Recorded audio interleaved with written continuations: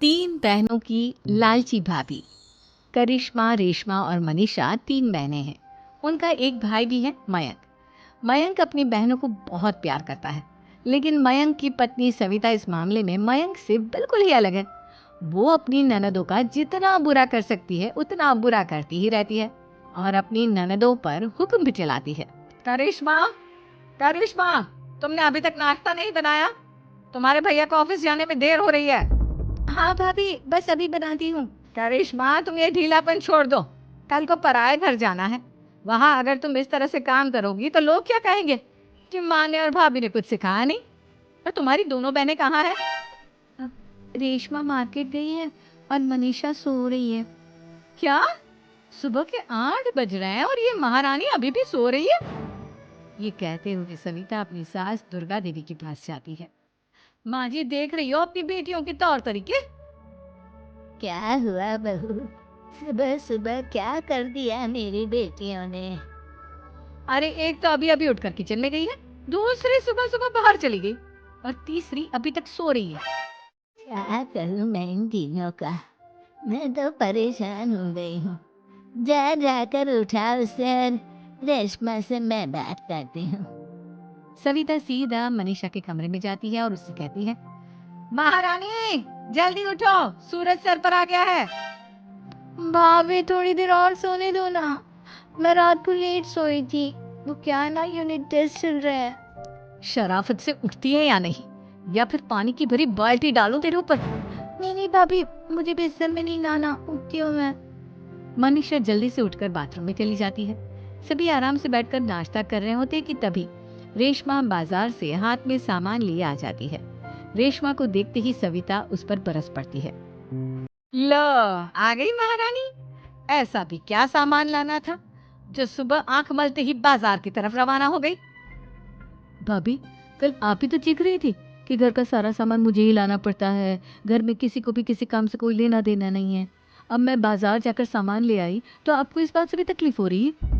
देख रही हो माँ जी, अपनी बेटी की जुबान कैंची से भी तेज चलती है। और मयंक, आप तो कुछ कहेंगे नहीं अपनी लाडली बहन को। रेशमा, अपनी भाभी से ऐसे बात नहीं करते। चलो माफी मांगो। भैया, मैं क्यों माफी मांगू? आप भाभी से बोलिए ना कि हम पर कम हुक्म चलाया करे। हम इस घर की बेटियां हैं और आपकी पत्नी की ननद है, नौकरानी नहीं। लो, कर लो बात। इनकी भलाई के लिए कुछ भी बोलो तो इन्हें बुरा लग जाता है। इस घर में यही इज्जत है मेरी। देख लो माँ जी, आपकी बेटी किस लहजे में मुझसे बात कर रही है। सविता वहां से चली जाती है। मयंक को बहुत गुस्सा आता है, वो भी वहां से चला जाता है। फिर करिश्मा रेशमा को समझाती है, रेशमा, तुम्हें भाभी से माफी मांग लेनी चाहिए थी ना। लेकिन दीदी, मैंने कुछ किया ही नहीं, तो मैं माफी क्यों मांगू?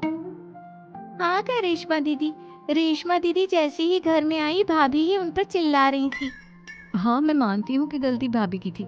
मैं तो इसलिए बोल रही हूँ कि भाभी ने माँ को तो पूरी तरह अपने वश में कर लिया है। वो हमारी बात सुनती ही नहीं। मयंक भैया हमारे लिए हमेशा खड़े रहते हैं, इसलिए उनकी बात का मान तो तुम्हें रखना चाहिए था ना।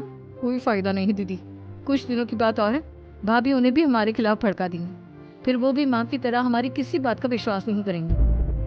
इसी तरह सविता अपनी तीनों ननदों को किसी न किसी बात पर परेशान करती रहती थी। एक दिन मयंक अपनी तीनों बहनों के लिए गिफ्ट लाया।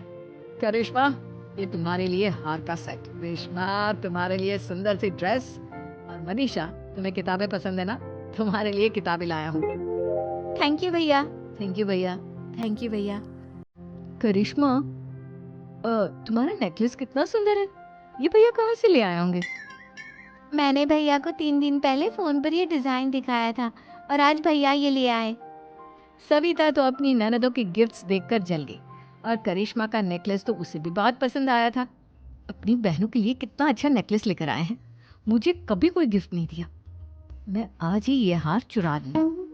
रात में सविता करिश्मा का हार चुरा लेती है और इसी तरह उसे अपनी ननदों की जो भी चीज अच्छी लगती वो उसे मांगती नहीं, बल्कि रात के अंधेरे में चुरा लेती। इसी तरह दिन बीतते गए और सविता ने मयंक के दिल में भी उसकी बहनों के लिए नफरत पैदा कर दी। एक दिन मयंक ने करिश्मा और रेशमा के लिए रिश्ता देखा और ये बात उसने घर में सबको बताई। माँ, करिश्मा और रेशमा के लिए बहुत अच्छा रिश्ता आया है। वो लोग कल इन्हें देखने आ रहे हैं। आप और सविता मिलकर सारी तैयारी कर लेना। ये सुनकर करिश्मा और रेशमा खुश हो जाती हैं, लेकिन सविता सोचती है, अगर इन दोनों बहनों की शादी हो गई तो घर और बाहर का काम कौन करेगा? मनीषा तो एक नंबर की कामचोर है, उससे तो किसी बात की उम्मीद लगाना ही बेकार है। मुझे इस शादी को रोकना होगा। अगले दिन सभी लड़के वालों के स्वागत की तैयारी करने में लगे होते हैं। तभी मयंक अपनी बहनों से आकर कहता है, तैयार हो गई तुम दोनों? देखो दोनों लड़के बहुत अच्छे हैं, मैं कोई कसर नहीं छोड़ना चाहता, इसलिए तुम उनके सामने अच्छे से बिहेव करना और अपनी भाभी से लड़ने मत लग जाना। करिश्मा, तुम वो नेकलेस पहन लो ना जो मैं तुम्हारे लिए लाया था। भैया मैं बहुत देर से वो नेकलेस ढूंढ रही हूँ लेकिन मुझे मिल ही नहीं रहा। क्या तुमने नेकलेस खो दिया?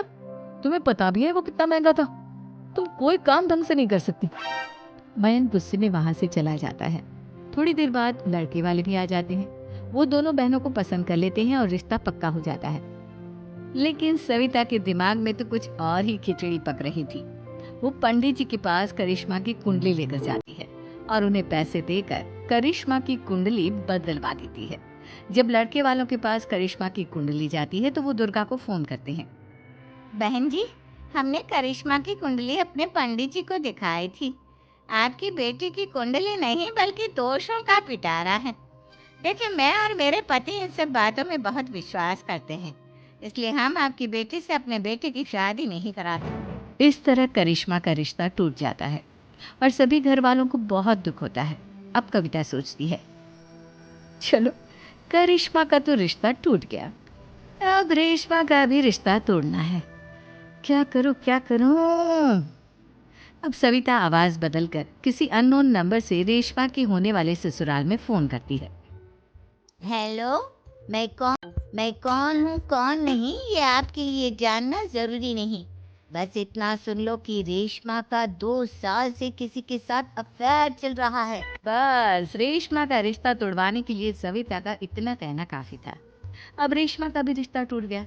मयंक और दुर्गा देवी ने रेशमा को खूब खरी खोटी सुनाई और उससे बार बार उस लड़के के बारे में पूछने लगी।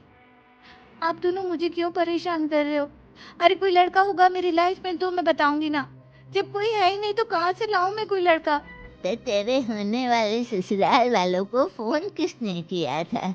हाँ मैं नहीं जानती किसने फोन किया था, मैं सच कह रही हूँ। मैं तो पहले ही कह रही थी इसकी लगाम खींच कर रखो, लेकिन मेरी सुनता ही कौन है। आप चुप रहिए भाभी, ये सब आपका ही किया धरा है। अब तीनों बहनों को विश्वास हो जाता है कि ये सब उनकी भाभी ही कर रही है। तीनों बहनें अपनी भाभी को सबक सिखाने के लिए एक वकील कर लेती हैं और घर में हिस्सा मांग। देखो भैया, माँ बाप की जायदाद में जितना बेटों का हक होता है उतना ही बेटियों का, इसलिए इस घर के 4 हिस्से होंगे और हमें अपना हिस्सा चाहिए। मैंने तुम्हारे लिए क्या क्या नहीं किया और तुम इस घर में हिस्सा मांग रही हो? भैया, आप और माँ हम बहनों की कोई बात नहीं सुनते हो और भाभी हमारी शादी नहीं होने देगी क्योंकि उन्हें लगता है कि आप हमारी शादी में ज्यादा पैसा लगाओगे और उन्हें हम जैसी फ्री की नौकरानी कहाँ मिलेगी। तो हम भाभी के साथ तो रह नहीं सकते, हम बहनों को अपना हिस्सा चाहिए। अरे तुम्हें शर्म आनी चाहिए अपनी भाभी पर ऐसा इल्जाम लगाते हुए। वो तुम्हारे बारे में कितना सोचती है। हाँ माँ, भाभी हमारे बारे में बहुत सोचती है। दिन रात बस यही सोचती रहती है कि किस तरह से अपनी तीनों ननदों को परेशान करूं और कभी मुझे पढ़ने भी नहीं देती। दोनों बहनों का रिश्ता भी तो इन्होंने ही तोड़वाया है और रात में हमारे कमरे में आकर हमारी चीजें भी चुराती हैं। इसी तरह सविता की तीनों ननदें अपनी बात पर अड़ी रही। अब कोर्ट में तारीख भी शुरू हो गई। जब सविता को लगा कि उसकी तीनों ननद इतनी आसानी से नहीं मानने वाली, तो उसने अपने पति और सास को सारी सच्चाई बता दी और अपनी तीनों ननद से माफी मांगी। मयंक और दुर्गा को भी अपनी गलती का एहसास हो गया। अब सविता खुद करिश्मा और रेशमा के लिए अच्छा रिश्ता ढूंढती है और उनकी शादी करवाती है।